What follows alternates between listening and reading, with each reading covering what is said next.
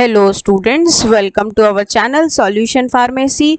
तो जैसा आप जानते हैं हम लोग मेडिसिनल केमिस्ट्री का यूनिट 5 कर रहे हैं। हमारा नेक्स्ट टॉपिक है कॉम्बिनेटोरियल केमिस्ट्री। तो कॉम्बिनेटोरियल जो है वो अपने आप में एक वर्ड आप समझ पा रहे हैं, कॉम्बिनेशन, है ना।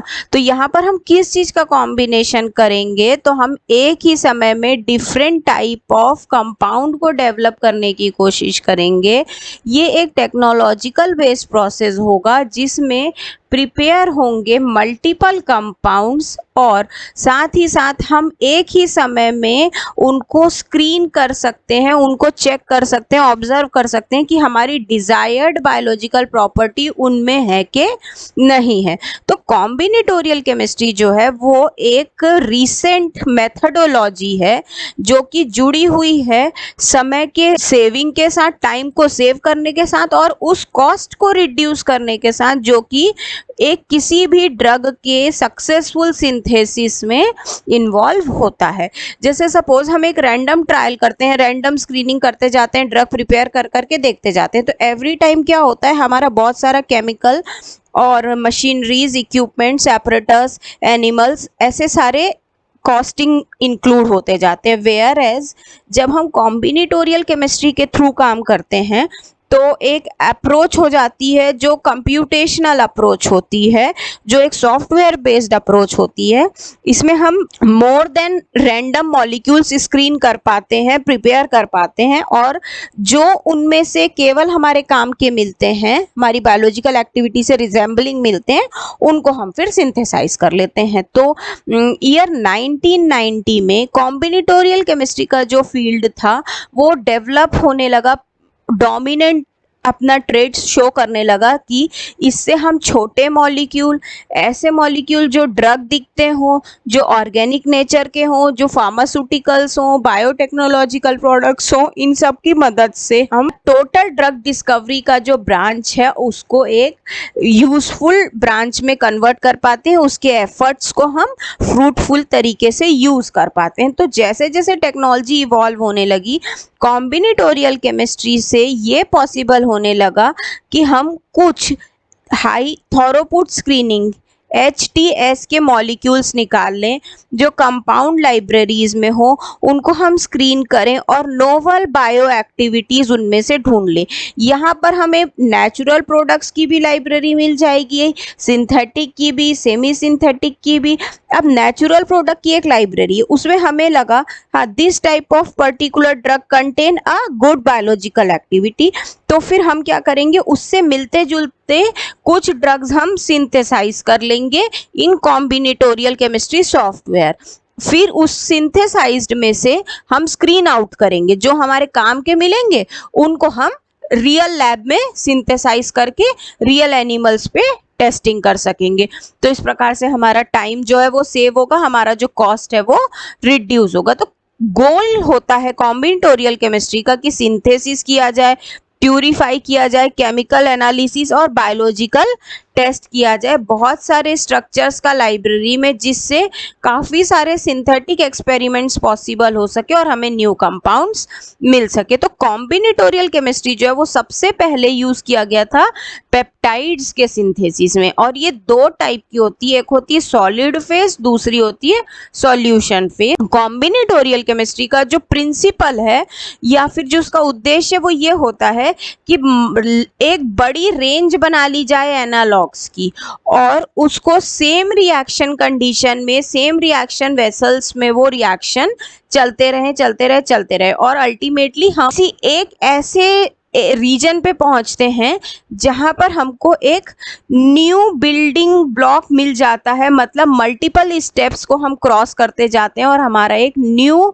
ड्रग, जो कि हमारा न्यू सिंथेसाइज ड्रग या न्यू डिस्कवर्ड ड्रग हो सकता है, उसकी एक स्टेप को हम अचीव कर लेते हैं। तो अगर हम टिपिकल लाइब्रेरी की बात करें तो उसमें 10 टू द पावर से लेके 10 टू द पावर 5 तक कंपाउंड्स अवेलेबल होते हैं।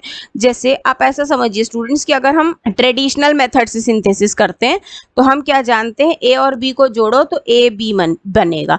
लेकिन अगर हम कॉम्बिनेटोरियल केमिस्ट्री को सॉफ्टवेयर बेस्ड अप्रोच से वर्क करते हैं, n number of A plus n number of b, और इससे हमको प्रोडक्ट मिल सकते हैं a n bn। As in what, जैसे हम a1 a2 a3 ऐसा 3 ले लिए।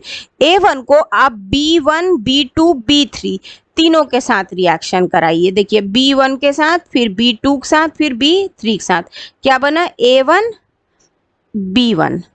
देन a1 को रिएक्शन कराइए आप b2 के साथ, तो क्या बना a1 b2। देन a1 को आप रिएक्शन कराइए b3 के साथ, तो क्या बना a1 b3। इसी प्रकार से अब आप अभी क्या कर रहे थे, a को b के साथ करा रहे थे, है ना। दूसरा a ले लीजिए, a को बदल दीजिए। अब आप आ जाइए a2 में, a2 को कराइए b1 के साथ, देन a2 को b2 के साथ, देन a2 को b3 के साथ। इसी प्रकार से हम थर्ड के लिए कर लिए। तो फिर से हमको 3 अलग अलग कंपाउंड मिल गए। कौन कौन से 3 अलग हमको मिले हैं, तो a3b1, इसके बाद a3b2, और फिर इसके बाद हमको तीसरा मिलता है a3b3।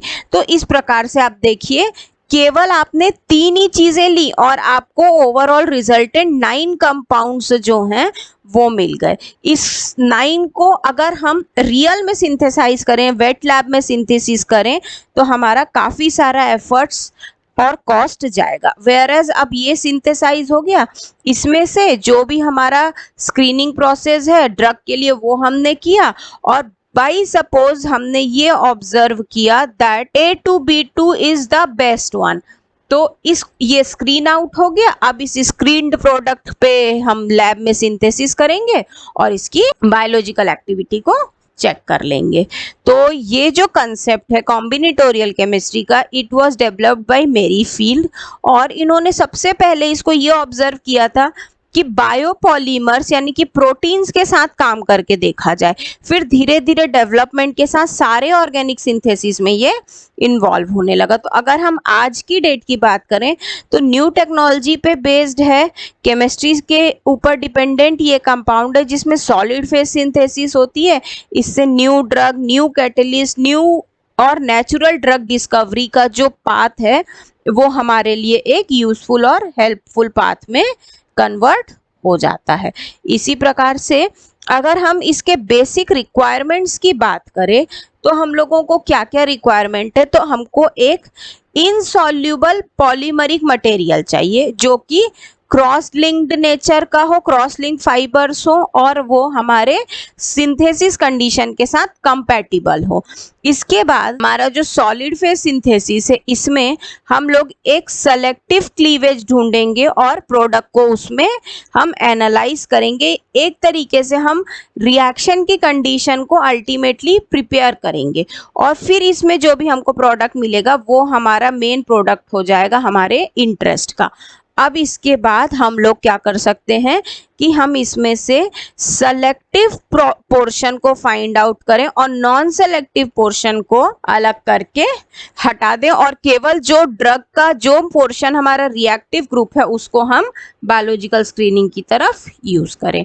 इसके लिए सिंपल मेथड यही है कि हम एक ऐसा प्रोटोकॉल फॉलो करते हैं जिसमें हमारे पास इनर्ट पॉलीमेरिक रेजिन बीड होती हैं जो कि रिएक्शन कंप्लीट करते हैं एडिशन ऑफ एक्सेस रिएजेंट्स के साथ में, और फाइनली इसमें से जो अनवांटेड मटेरियल है वो हम रिमूव कर देते हैं बाय फिल्ट्रेशन एंड वॉशिंग।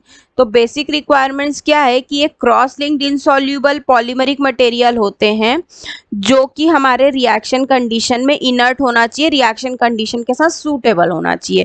इसके बाद हम लोग कुछ केमिकल प्रोटेक्शन के ऐसे लॉज और रूल्स ओबे करेंगे जिनसे हमारा रिएक्शन का न्यू स्पीशी बने और जो डी प्रोटेक्शन रिएक्टिव ग्रुप है वो मोनोमर्स के साथ अटैच हो जाए। नेक्स्ट हम लोग देखेंगे कि हमारी लिंकिंग किस प्रकार से हो रही है। एंटायर प्रोडक्ट की लिंकिंग हमको कराना है कि हमको कुछ पार्ट की लिंकिंग कराना है और फिर उसको तोड़ के क्लीव करके अलग करना है, एंड देन फिर उसकी सिंथेसिस हमको किस प्रकार से करनी है, ये सारा हम एनालाइज करेंगे। फाइनली जो हमारा मेन फाइनल प्रिपेयर्ड प्रोडक्ट है उसमें कौन सा पोर्शन हमारे इंटरेस्ट का है उसको क्लीव आउट करना, उसको तोड़ के अलग कराना, ये हमारा इसमें फिर लास्ट में मेन काम बच जाता है। जैसे ही हमारा डिजायर्ड पोर्शन हमको क्लीव करके मिल जाता है, हम इमीडिएटली उसको बायोलॉजिकल एक्टिविटी के लिए स्क्रीन कर सकते हैं। तो इस तरह से बहुत सारा वेस्टेज जो है वो प्रिवेंट हो जाता है। इसका एप्लीकेशन क्या है? तो फर्स्ट एप्लीकेशन है पेप्टाइड मेटल कॉम्प्लेक्स जो हैं उनकी सिंथेसिस में। नेक्स्ट है मॉलिबेनम का अगर कॉम्प्लेक्स है तो वो सिंथेसिस में। इसके बाद शिव बेस मेटल कॉन्जुगेट्स में, टेट्रापेप्टाइड के सिंथेसिस में, चालकोन्स की सिंथेसिस में, थायोहाइडेंटोइन की सिंथेसिस में और ओलिगोसेक्राइड एंटीजन्स की सिंथेसिस में हम लोग इस कॉम्बिनेटोरियल केमिस्ट्री अप्रोच को यूज करते हैं। तो आई होप स्टूडेंट ये कंटेंट आपको समझ में आया होगा। अगर आपको हमारे ये नोट्स चाहिए हैं तो प्लीज़ आप हमारा ऐप सॉल्यूशन फार्मेसी डाउनलोड कीजिए, वहाँ नोट्स अवेलेबल हैं। Till then thank you so much.